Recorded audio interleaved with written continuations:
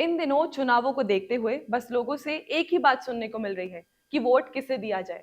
क्योंकि जब हम ग्राउंड लेवल पर पार्टियों के बारे में जानकारी लेने निकलते हैं कि किसने कितना काम किया है, जनता के मुद्दों को किसने सुना भी है या नहीं, तो वापस से सब इक्वल 50-50% हो जाता है कि इतनी स्कीम्स है, अलाउंसेस हैं या फिर डेवलपमेंट, किसी में कोई भी कमी नहीं है। वहीं इसमें भी कोई दोहराए नहीं है कि अभी टाइम इलेक्शंस का है। लेकिन क्या होगा जब चुनावी दौर खत्म हो जाएगा? फिर क्या करेंगे आप? करेंगे इस पर पूरी चर्चा। नमस्कार दर्शकों, आप देख रहे हैं राजस्थान संवाद। मैं रुचिका पारेख और इस गंभीर विषय पर चर्चा के लिए हमारे साथ मौजूद हैं हमारी senior anchor Chetna Sharma ji. Welcome ma'am. Ma'am, क्या लगता है आपको कि अभी जो चुनावी दौर चल रहा है, तो इसमें क्या फर्क देखने को मिलता है चुनावों के टाइम और चुनावों के बाद में? क्या पार्टियों में बदलाव आ जाता है? देखिए रुचिका, आपका ये सवाल बहुत ही ज्यादा इम्पोर्टेंट है। सच कहूं तो ये जो चुनाव से पहले का टाइम होता है, इस टाइम तो आपको जनता को इस तरह से ट्रीटमेंट दिया जाता है कि आप ही सर्वे सर्वा हैं, सब कुछ आप ही को, मतलब आप ही शहंशाह हैं, इस टाइप का ट्रीटमेंट दिया जाएगा। और चुनाव के बाद जो घर घर हाथ जोड़कर आप वोट लेने के लिए आते हैं, वो लोग ऐसे चंपट हो जाते हैं, बिल्कुल नदारद हो जाते हैं, नजर ही नहीं आते कहाँ है। और सारे वादे जो वो लोग करके जाते हैं वो सब धराशायी हो जाते हैं।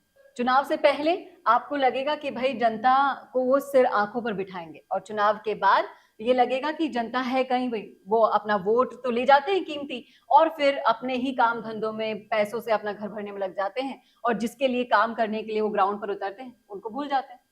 बिल्कुल सही कहा मैम आपने। इसी के साथ में ये भी देखना, मैं आपसे पूछना चाहूंगी कि जो राजनीतिक पार्टियां होती हैं, वो देश में अपनी पार्टियों को, अपने लोगों को डिवाइड कर देती हैं, मुद्दों को डिवाइड कर देती हैं, और फिर जब वो सोचती हैं तो सिर्फ खुद के फायदे के बारे में सोचती हैं। ऐसे में क्या करना चाहिए और किस तरह से एक इंसान को अपना वोट देना चाहिए सही तरह से?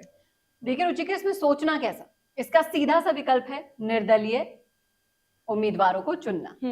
क्योंकि निर्दलीय उम्मीदवार किसी पार्टी का हिस्सा नहीं होते, इसलिए वो किसी भी पार्टी को या फिर उनके गुट में जाने को, कहीं से भी इन्वॉल्व नहीं होते किसी भी चीज में। हर तरह से आजाद होते हैं, स्वतंत्र होते हैं, जनता के मुद्दों को उठाने के लिए, उनकी आवाज बनने के लिए उनपे किसी भी चीज का प्रेशर नहीं होता। तो ये सबसे अच्छा ऑप्शन बनकर निकले हैं।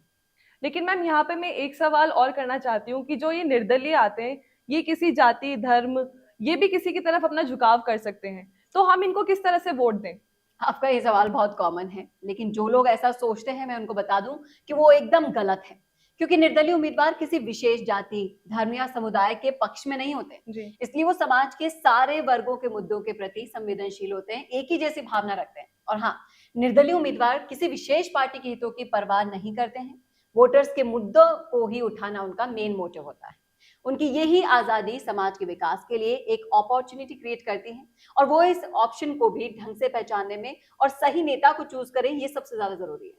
बिल्कुल, आपने हमारे दर्शकों को एकदम सही समझाया कि निर्दलीय उम्मीदवार अपने चुनाव प्रचार में सिर्फ वोटर के मुद्दे पर ध्यान देते हैं, ना सिर्फ चुनावी दौर में बल्कि चुनावों के बाद भी। इसलिए सच में ये बहुत जरूरी है कि हमारे देश में निर्दलीय उम्मीदवारों को समर्थन दिया जाए, ताकि देश के मुद्दों का सही समाधान निकला जाए।